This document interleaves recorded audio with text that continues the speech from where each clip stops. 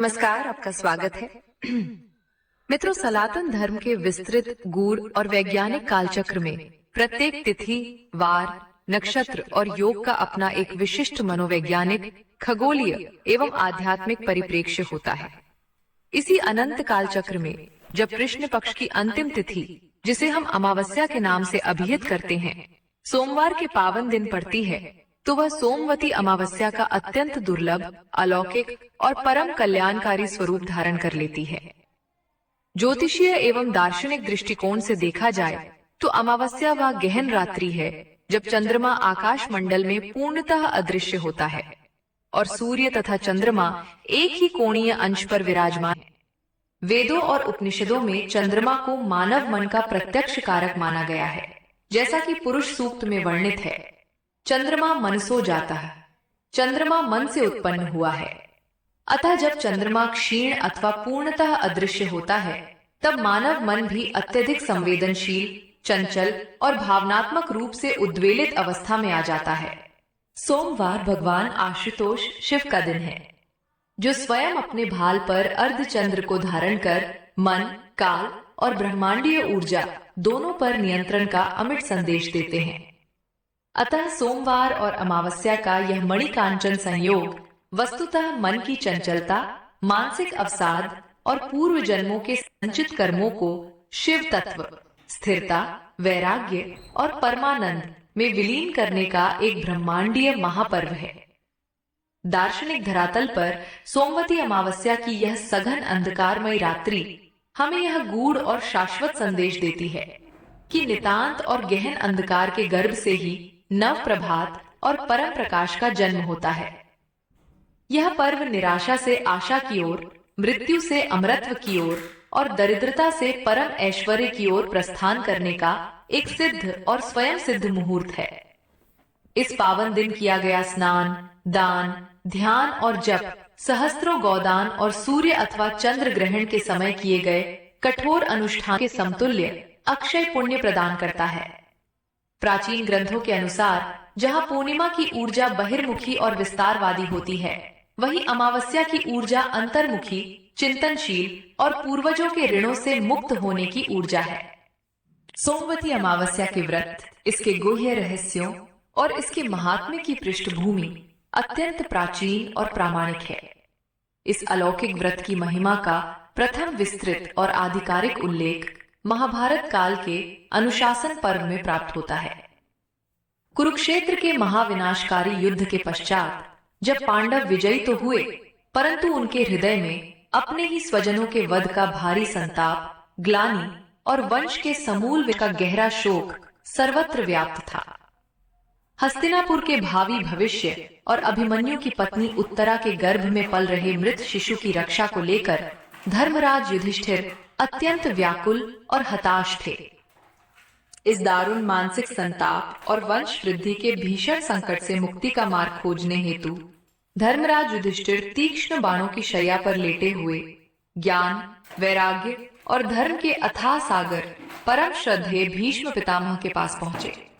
युधिष्ठिर की व्याकुलता और उनके अश्रुपूर्ण नेत्रों को देखकर भीष्म पितामह ने उन्हें सांत्वना दी और सोमवती अमावस्या के इस महाव्रत का अत्यंत गूढ़ उपदेश दिया। भीष्म पितामह ने धर्मराज बताया कि ये व्रत साक्षात जनार्दन भगवान विष्णु और देवादिदेव महादेव को अत्यंत प्रिय है। उन्होंने आदेश दिया कि उत्तरा से इस व्रत का निष्ठा पूर्वक पालन कराया जाए।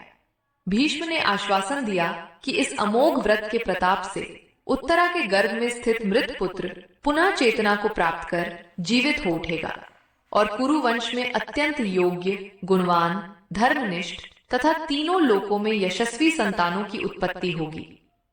भीष्म पितामह के इस कल्याणकारी मार्गदर्शन ने न केवल कुरु वंश की रक्षा की, अपितु लोक कल्याण हेतु इस व्रत की महिमा को युगांतर तक के लिए मृत्यु लोक में स्थापित कर दिया। सोमवती अमावस्या के पावन अवसर पर ईश्वरीय नवग्रह शांति और पितरों का अमोघ आशीर्वाद प्राप्त करने हेतु वैदिक शास्त्रों में एक अत्यंत सुव्यवस्थित, वैज्ञानिक और सात्विक दिनचर्या का विस्तृत विधान वर्णित है।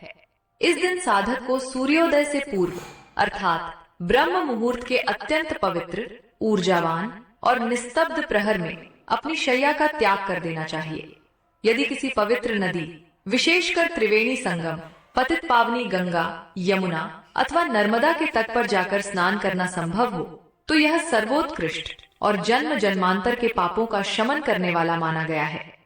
परंतु यदि किसी कारणवश तीर्थ स्नान संभव न हो, तो घर में ही स्नान के जल में कुछ बूंदे पवित्र गंगा जल की मिश्रित कर संपूर्ण तीर्थों का आवाहन करते हुए ओम हर हर गंगे का मानसिक जप करते हुए स्नान करना चाहिए। स्नान के पश्चात साधक को स्वच्छ धुले हुए श्वेत अथवा पीत वस्त्र धारण कर सर्वप्रथम प्रत्यक्ष देवता भगवान सूर्य नारायण को एक ताम्र पात्र में शुद्ध जल, लाल पुष्प, रोली, कुमकुम और अक्षत मिश्रित कर अर्घ्य प्रदान करना चाहिए, जिससे शरीर में तेज, ओज और असीमित आरोग्यता की प्राप्ति होती है।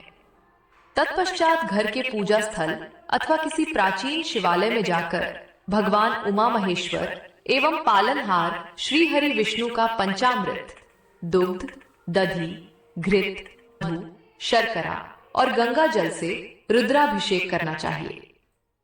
भगवान शिव को अष्टगंध, चंदन, निर्दोष बिल्व पत्र, धतूरा, श्वेत पुष्प और अक्षत अर्पित करते हुए ओम नमः शिवाय और महामृत्युंजय मंत्र का निरंतर मानसिक जप करना चाहिए। इस दिन कुछ साधक मौन व्रत धारण करने की भी विशेष महिमा मानते हैं, क्योंकि मौन रहने से संचित आध्यात्मिक ऊर्जा का क्षरण नहीं होता, वाक सिद्धि के द्वार खुलते हैं और ध्यान अत्यंत गहराई तक पहुंचता है। सुहागिन महिलाओं के लिए ये दिन विशेष रूप से अखंड सौभाग्य की प्राप्ति का सबसे बड़ा दिन है। अतः उन्हें माता पार्वती को संपूर्ण 16 श्रृंगार की सुहाग सामग्री, सिंदूर, कुमकुम, आलता, चूड़ियां, बिंदी, लाल वस्त्र, आभूषण आदि अर्पित कर अपने पति की लंबी आयु और परिवार के निर्बाध मंगल की याचना करनी चाहिए। सोमवती अमावस्या के इस संपूर्ण अनुष्ठान का सर्वाधिक महत्वपूर्ण, वैज्ञानिक और अभिन्न अंग है अश्वत्थ अर्थात पीपल वृक्ष की पूजा और उसकी 108 प्रदक्षिणा। स्कंद पुराण, ब्रह्म पुराण और गीता जैसे महान ग्रंथों के अनुसार पीपल वृक्ष केवल एक साधारण वनस्पति नहीं है, अपितु यह साक्षात त्रिदेवों का साकार विग्रह है। स्वयं भगवान श्री कृष्ण ने गीता में उद्घोष किया है, अश्वत्थः सर्ववृक्षाणां, वृक्षों में मैं पीपल हूं। इस दिव्य वृक्ष के मूल जड़ में साक्षात भगवान विष्णु का वास है।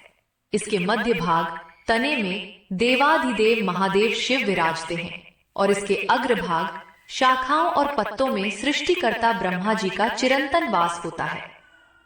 इस वृक्ष की परिक्रमा और पूजा से न केवल नवग्रहों की शांति होती है, शनि दोष का शमन होता है, अपितु पितृगण भी परम तृप्ति को प्राप्त कर उच्च लोकों की ओर प्रस्थान करते हैं। इस दिन सुहागिन महिलाएं एक विशेष अनुष्ठान करती हैं, जिसे शास्त्रों में अश्वत्थ प्रदक्षिणा व्रत कहा जाता है।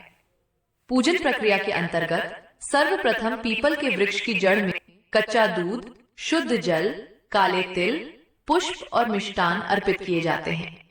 तत्पश्चात सूत के कच्चे धागे अथवा पीत वस्त्र को पीपल के विशाल तने के चारों ओर लपेटते हुए भगवान वासुदेव का अनवरत स्मरण कर पूर्ण श्रद्धा भाव से 108 परिक्रमाएं की जाती हैं। 108 की संख्या का यह विधान भारतीय दर्शन और खगोल शास्त्र में अत्यंत गूढ़ और वैज्ञानिक आधार रखता है। ब्रह्मांडीय गणना के अनुसार सूर्य और पृथ्वी की दूरी सूर्य के व्यास का ठीक 108 गुना है और चंद्रमा व पृथ्वी की दूरी चंद्रमा के व्यास का 108 गुना है। इसके अतिरिक्त आयुर्वेद और योग शास्त्र में मानव शरीर में 108 मर्म स्थान हैं और उपनिषदों की संख्या भी 108 है।